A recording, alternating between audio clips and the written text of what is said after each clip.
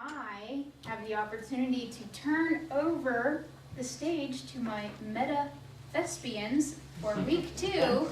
I give you Jim Coventry. Yeah.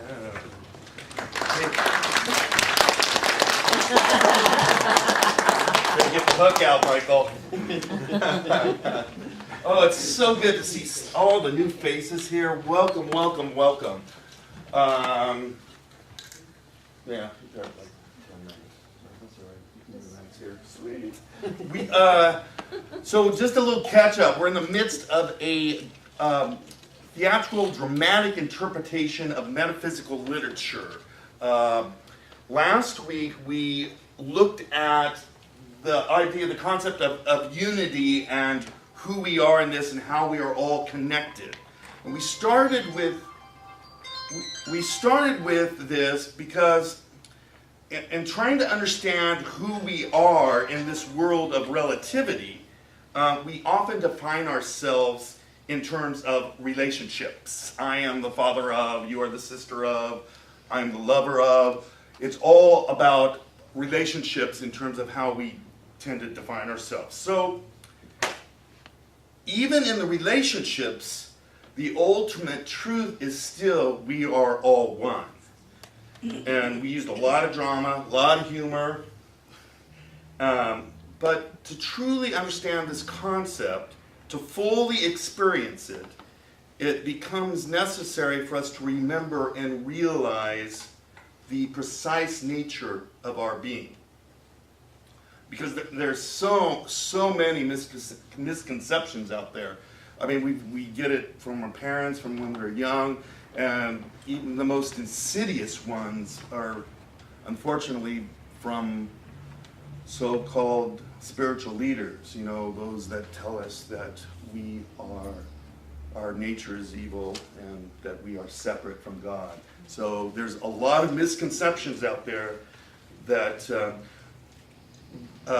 and next week we're going to look at how fear continues these misconceptions and demonstrates them. So we'll be looking at that next week. But this morning we're going to focus on the precise nature of our being.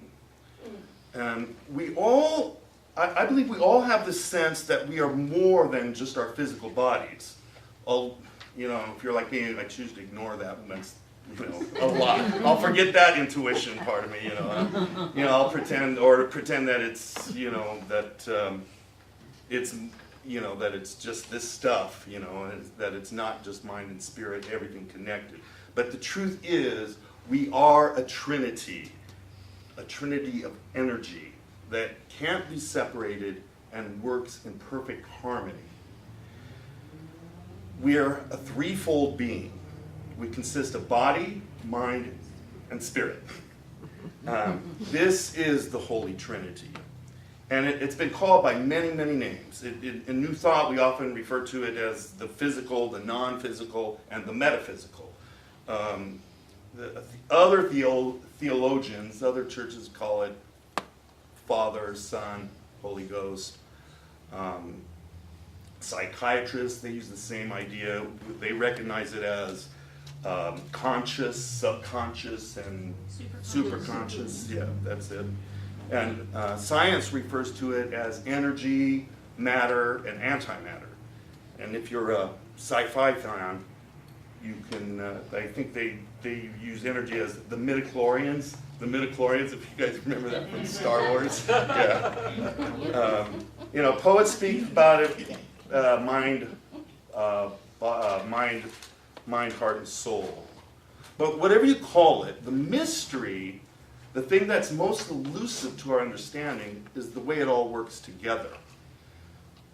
And the amazing truth is simply that our physical form was created as this wonderful tool, this glorious vehicle, which allows us to experience the reality we have created in our minds, so that we may know and experience what our souls have created.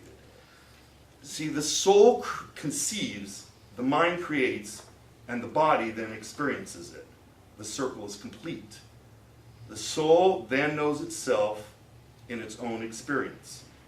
And if it doesn't like what it's experiencing or feeling, or wishes a different experience, it just simply conceives a new experience of itself, or quite literally changes its mind. So, and then the body will find itself in a new experience. So conceive, create, experience. What we conceive, we create. What we create, we experience.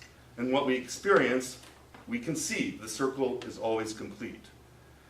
Our body, our mind, and our soul or spirit are one. And this, in this idea, we are a microcosm of God, of the divine all, the holy everything. I saw a great bumper sticker this week. It said, we are not human beings having a spiritual experience. We are spiritual beings having a human experience.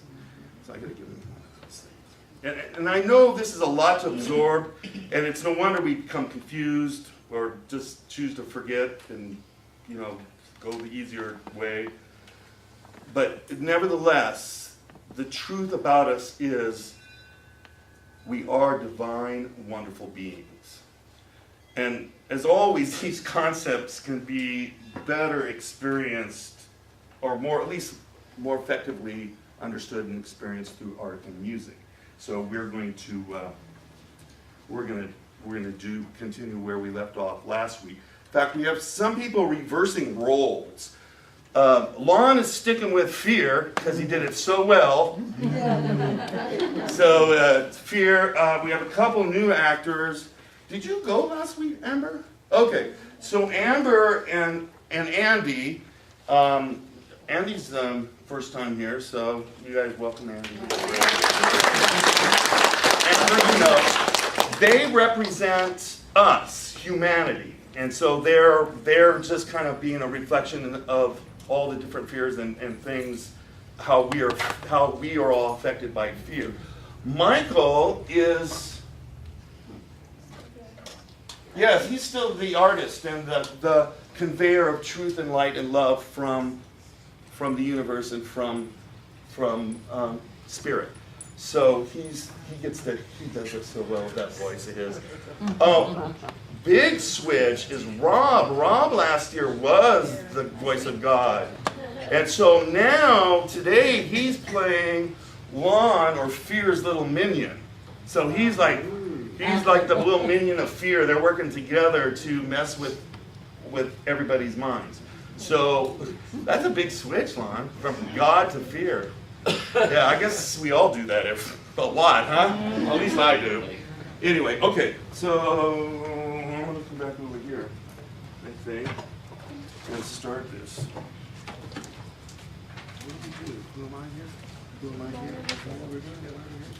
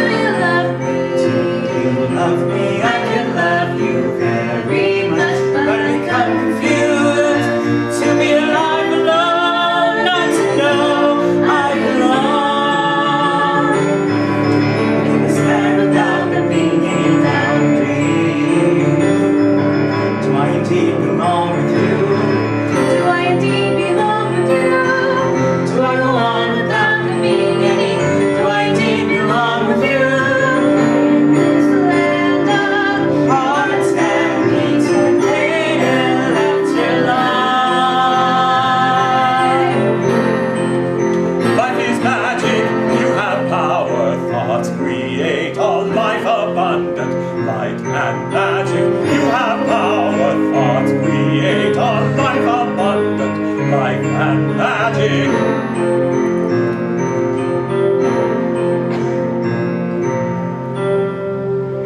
Who am I here? Who am I here? Why are we here? Why are we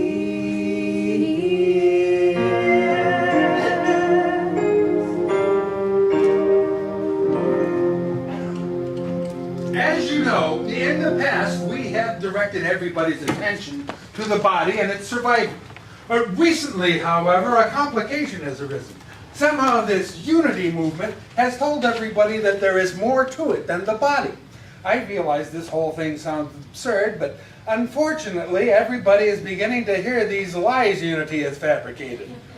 This calls for changes. We must tighten our grip on everybody. These Unity people must be stopped. Their influence begins to free everybody from our control. Unacceptable. Unacceptable. It's all about feeling good. The body, that is. The body feeling good. Being comfortable. Uncomfortable is bad. Comfortable is good. I want to live forever. The fear says we cannot. I am afraid. I am afraid also. Help me not be afraid. Help me not be afraid. I don't know how. Hold me. Hold me. But who are you? I am a body. That is all I know. This body is all I know, and yet I feel so uncomfortable in it. And you? So uncomfortable. In my own skin. I am afraid. Things are dying. Everybody is dying. We are all dying. Can't we make something that lives? Do we not need love? I love you. What is love anyway? Is love passion, desire? I don't know. I certainly desire her. I feel love for him. I certainly desire her. Of course you do. But what if he doesn't love me back? This relationship thing is insane. But what if he doesn't really love you? Oh yeah, and then throw sex into it? Talk about insanity. I hate rejection. Yes, it's horrible. They don't want what we want.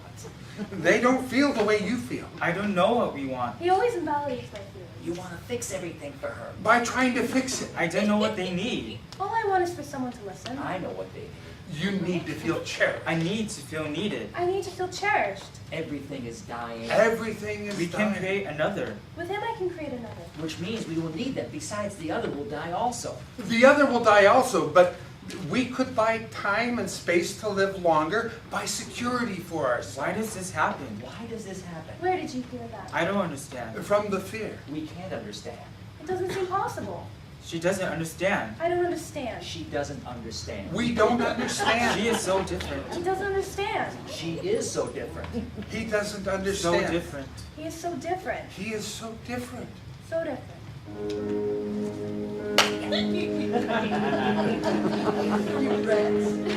Different, but still eternally. Different, but still she turns me on. Still she turns me on.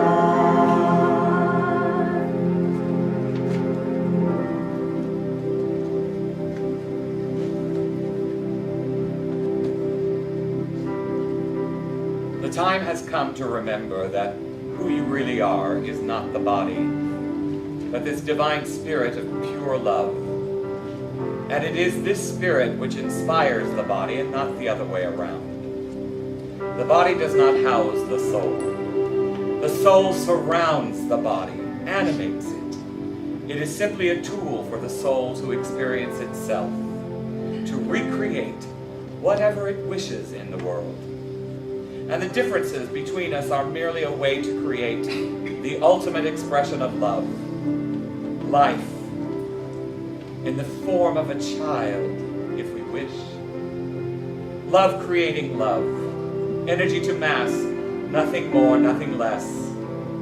Regardless, it is important to keep the dance simple. The music full of laughter. The body can then be a joyous expression of love between each of you and the whole universe, if you wish. If a body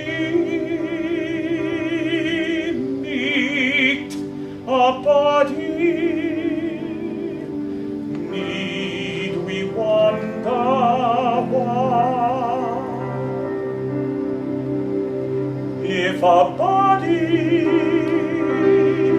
touch a body,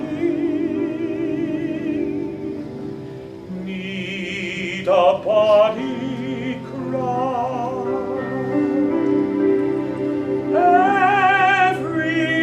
Everybody needs a body to experience love, to become the soul's desire, is all the bodies are.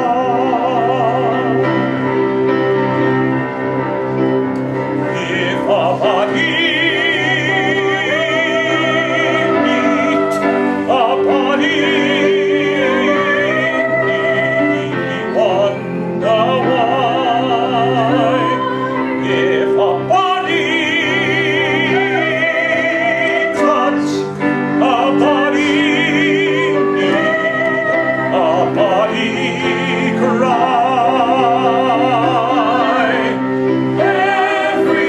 Everybody needs this body to experience love, to become the soul's desire, is all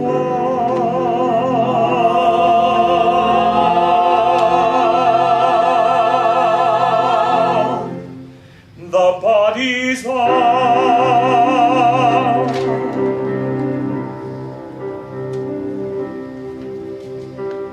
When a body When a body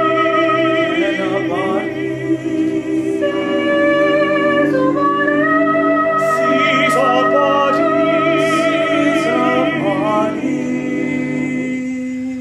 through the eyes of love,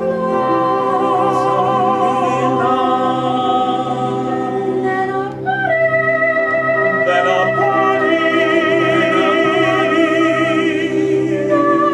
knows a body. knows the body, And the only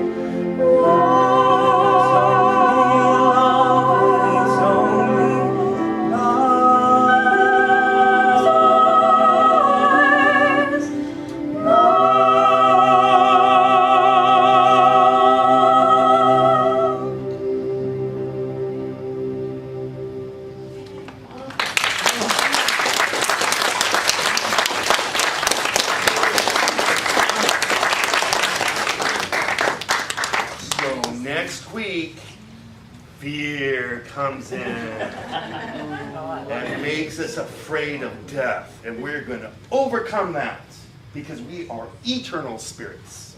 And that's what we're talking about. I like it. Well, this is not our normal routine for the newcomers, just so you have an awareness, but we do like to make our spiritual growth fun and interesting and exciting and entertaining and deep.